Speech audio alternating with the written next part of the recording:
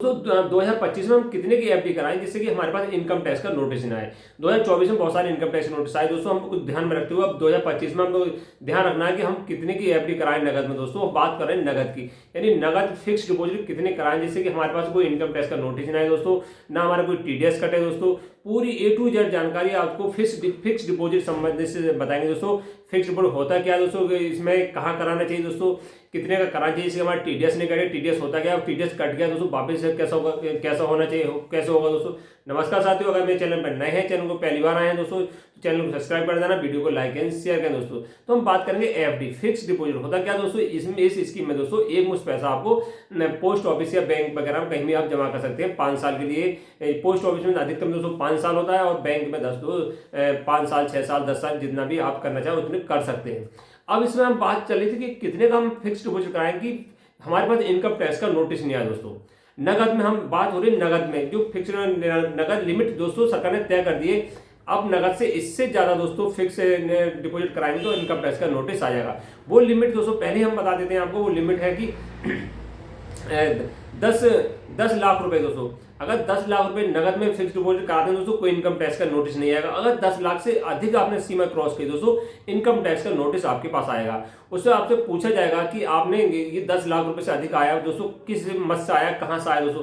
अगर आप सही से जवाब नहीं दे पाए, फिक्स डिपॉजिट करा रखी दोस्तों 10 लाख से ऊपर एफडी कराई दोस्तों, उसमें आपने नहीं दे पाए तो 300% पेनल्टी दोस्तों, 20 से लेकर 300% पेनल्टी, जेल जाना भी पड़ सकता है कि आपके पास इतना रिसोर्स पैसा का है क्या दोस्तों। अगर आप संतुष्ट नहीं हो पाए दोस्तों, क्योंकि जो आयकर विभाग के अधिकारी होते हैं दोस्तों बहुत ज्यादा छानबीन करते हैं, अगर उनको अपनी बातों से उन्हें संतुष्ट नहीं कर पाए दोस्तों तो आपको जुर्माना हो सकता है। तो ध्यान रखना 2025 के अंदर दोस्तों आपको फिक्स डिपॉजिट कराना है तो 10 लाख की जो कैश की लिमिट है दोस्तों उसे क्रॉस नहीं करना है।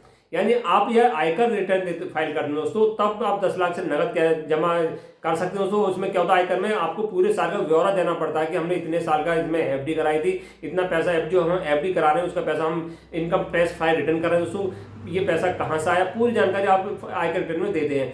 अगर वो फाइल नहीं करें दोस्तों तो आपको इनकम टैक्स का नोटिस आएगा। ध्यान रखना दोस्तों कैश में आपको 10 लाख से ज्यादा एफडी फिक्स डिपॉजिट नहीं करना, ध्यान रखना दोस्तों। अब बात कर लेंगे कितने की एफडी कराएं 10 लाख की कराएं दोस्तों, इस इनकम टैक्स नोटिस नहीं आए। अब कितने का हम ब्याज लें जिससे कि हमारे एफडी दोस्तों हमारे टीडीएस नहीं कटे।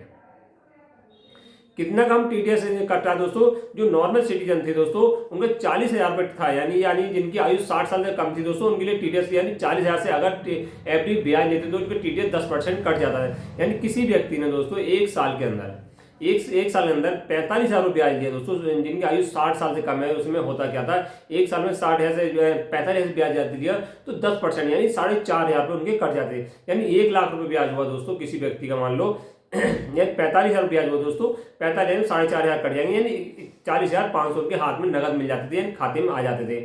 अगर सीनियर सिटीजन में दोस्तों 50,000 लिमिट थी 2024 में, अब दोस्तों उन्हें 50,000 से जैसी लिमिट क्रॉस करें उनका भी 10% कट जाता है। अब इसमें दोस्तों जो इंटरेस्ट मिलेगा दोस्तों उसमें चेंज करा, जो बजट पेश हुआ दोस्तों फरवरी में उसमें चेंज कर दी।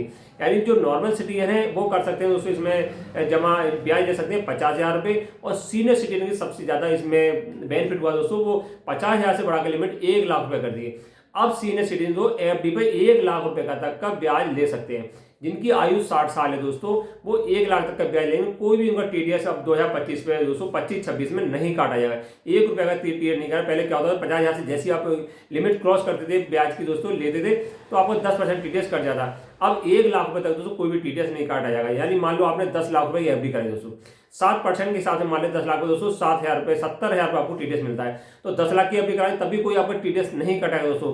अगर आप 14 लाख की एफडी कराते हैं दोस्तों, 14 लाख की एफडी कराते हैं दोस्तों तो 70,000 हो गया 728, यानी लगभग आपको 98,000 दोस्तों ब्याज हो गया।